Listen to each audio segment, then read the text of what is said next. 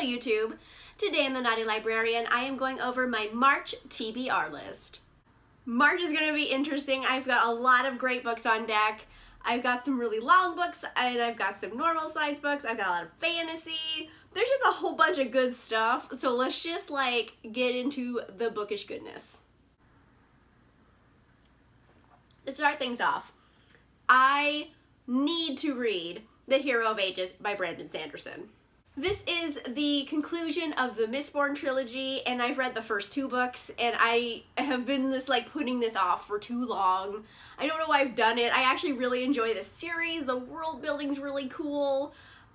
Basically, it's allomancy, so it's people, they ingest metals, and they use that to create magic. It's hard to explain. This is the third book of the series. A lot has happened.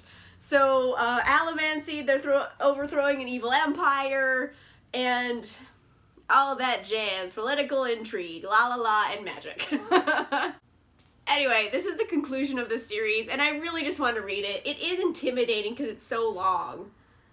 Like, well, you know, I probably have read longer books, but it's really dense. It is, let's see, 724 pages. Like, that's legit long. That's a long, densely written book, but I'm gonna do it. It's on deck. I'm going to do it. I have to not put it off anymore. I'm also going to read Highlander Ever After by Paula Quinn. I haven't really read a lot of like Highlander historical romances before, so I really want to try it because, I mean, there's just something about a dude in a kilt carrying a claymore, like, I'm like, it does things for me, like, I'm really into it. Also, this is going to be a buddy read. I'm buddy reading with Bethany from Beautifully Bookish Bethany and Mara from Books Like Whoa. I'll leave their doobly-doos in the box down below so you can check them out.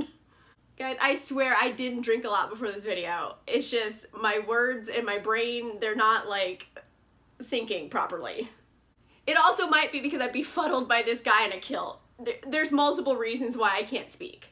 Like I was saying, Scottish, Highlander, historical romance. It's also like a marriage of convenience type of story, and then they fall in love for real, and I'm like so into that. Like, it's a trope I'm just so into. I know it's like lame, but like I love it. It's my jam. Like, I love that trope. So I'm in, and I'm excited. I'm gonna buddy read it with people because I think that's gonna like help keep me on track. I also want to keep going on with the Kate Daniels series, so I have Magic Shifts by Ilona Andrews. This is book 8, I believe, of the series, so I'm getting up there. I'm almost done with it, so I'm starting to like space out the books a bit, because otherwise I'm just gonna read them all and be done and not have any more books. So I'm like taking a step back and like pacing myself. So hopefully I'm going to just read this one. I don't want to go crazy and just like finish the whole series, but on deck, book 8 of the Kate Daniels series, Magic Shifts. I love this series so much. It's so weird. Like, it's so weird. Basically, like, there's like magic waves and everything goes zany with a magic wave. Like, everything magical is kind of possible. And it's so weird, but I feel like the authors understand how weird it is. So like, I never feel like off-put by how weird it is, and I love it. And it's urban fantasy. Urban fantasies are just freaking fun to read. They're just always fun. So I'm in. I love it. Book 8. Obviously, I'm into the series if I'm on book 8. Why am I like this? I haven't read The Raven Boys by Maggie Stiefvater. I don't know why. And here's the kicker. Like, I met Maggie Stiefvater. It's signed. Like, I have a signed copy. Still haven't read it. Why am I like this? I read other series by her and I like them a lot. And I always hear like amazing things about the Raven Boys series. I always see quotes online from it and they're always really funny.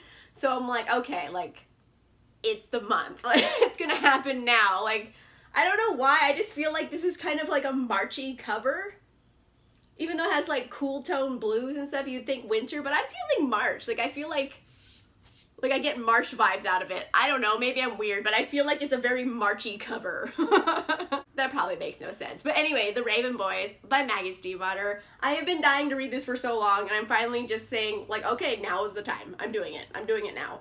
I think that's what 2019 is gonna be, actually. It's just like, Amanda, you're gonna read all these books that you haven't read for some reason because you're a monster. I'm also gonna read Jackaby by William Ritter. And I mainly want to read this because I know Leanna from Leanna's Library really, really likes this book.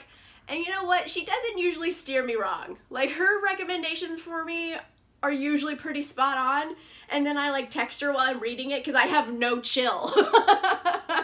Seriously though, like during like Infernal Devices, because she had already read it, like it was like, oh my gosh, did this happen? Ah! Like like I was a mess and I shared it with her a lot. Anyway, I don't think Jackaby is going to be like emotionally devastating like the Infernal Devices, but I'm still really fascinated by it. It's kind of like paranormal Sherlock Holmes a bit, and I'm like, why would Sherlock Holmes never not be paranormal? Like, that makes it better. And yeah, so it's like a paranormal investigator named Jackaby, and then this girl, what's her name? Abigail. I haven't read this yet. Abigail gets hired to be his assistant, and then they solve paranormal murder crimes in like, I assume Victorian era America. I'm down. Like, they solve paranormal murder crimes. Like, if that doesn't get you interested, I don't know what will. I also want to continue on with the Throne of Glass series, so I'm going to read Queen of Shadows by Sarah J. Maas. I'm kind of just doing one a month, because if I keep on one a month, I will finish all of the Sarah J. Maas books by the end of the year. So, like, I have a plan. I have a goal. Queen of Shadows is really long. I believe it's about 700 pages. It's a long-ass book. I'm reading some really long books this month, so I'm, like, a little worried, but, like, not crazy worried. Okay, this is continuing on the story of Selena Sardathian, aka Aelin Galathinius, and Heir of Fire, like, some shit went down, and they did one of my literal little cinnamon roll of a character's really wrong in the end of that book. And I'm like, I need to know how it's gonna, I know it gets better, but like it needs to get better now. Like, it hurts. It was like when they hurt Nikolai in Ruin and Rising, and like I had no chill. Like, when you hurt my little cinnamon roll of a character that I love, and he's like so like an awesome, nice, good-hearted character, and they get done so dirty. It's like, oh, you bitch. And I just give her like psychological stink eyes. But I assume it gets better by maybe the end of this book, I'm hoping. I don't think I want to like put up with that for very long. So definitely going to continue on with Queen of Shadows. I'm really loving the series so far. I think it's great. It's written very cinematically. So like I'm in. Like, I really enjoy them quite a bit. I'm also going to read Ink Mistress by Audrey Coulthurst. Honestly, like the elevator pitch for this book sounded really cool. It's like there's a bisexual goddess who writes in her own blood. And I'm like, tell me more. I'm very fascinated. And I also think like her ex turns into a dragon at some point. So like there's some relationship drama, I'm assuming. But like, you know, goddess who writes in her own blood to like, you know, make the future how she sees it. Like, she dictates the future by writing in her own blood.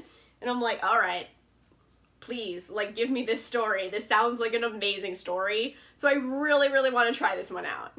I'm also going to read A Madness SoDiscreet by Mindy McGinnis. This book I feel like it's gonna hurt because it is about a girl who gets thrown into like a mental hospital in, I believe, the early 1900s.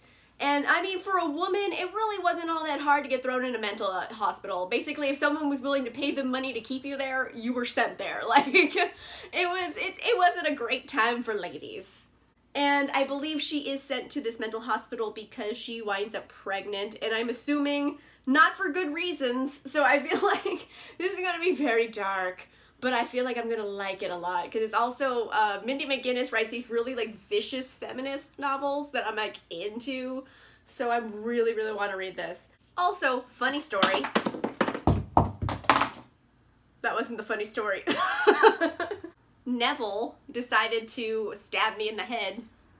You know, Neville, how are you gonna do me like that?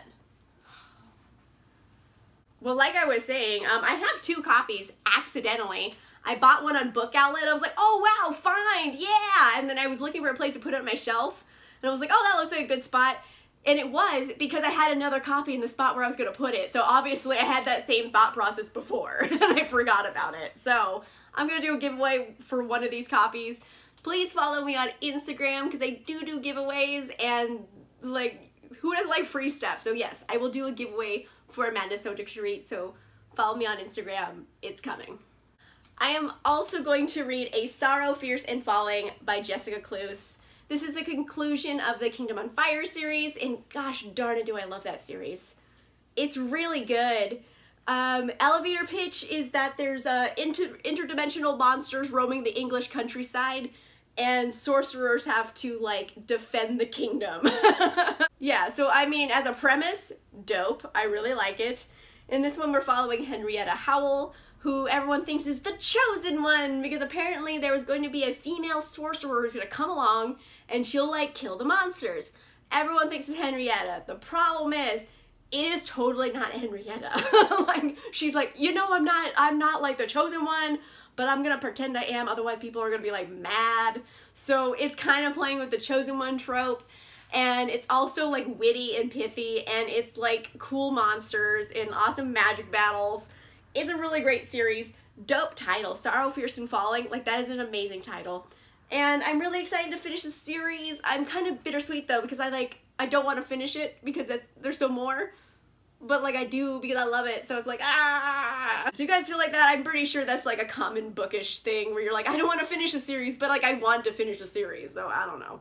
But yeah, I'm gonna enjoy reading this. I'm also gonna pick up Arch Enemies by Marissa Meyer. This has been out since like November and I just haven't read it yet, so I was like, alright, like, now's the time. March is it.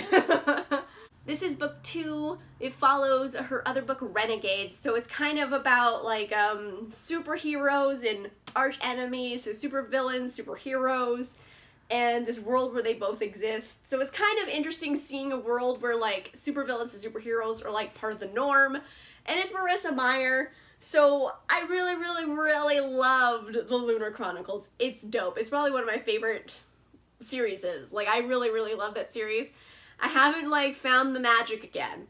I'm hoping this one turns it around, because Renegades was, like, pretty good, but not the best for me. But, like, I want to see where it's going. Like, I want to continue on. So, Arch Enemies, I want to see where this is going so bad, because I'm really hoping, like, it's gonna, like, live up to the Lunar Chronicles, which I'm having a hard time finding. So, it's not really fair either. I can't compare series to each other because they're different stories, but I just feel like the Lunar Chronicles is more, like, engaging.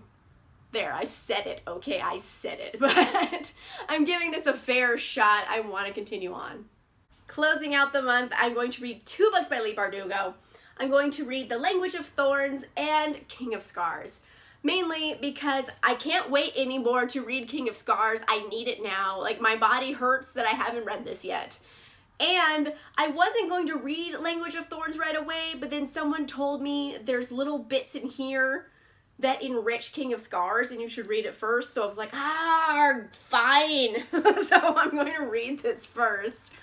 And yeah, Nikolai is one of my favorite characters. I really think he needs a hug. This one, they're gonna hurt him. I know he's gonna have pain, and he's dealing with a lot of shit, and it's gonna hurt, because I just want nice things for Nikolai. Damn it. Like, she just keeps hurting characters I like. Leigh Bardugo, she's another one I give those telepathic stink eyes to, because she just hurts my favorites. She hurts them so much.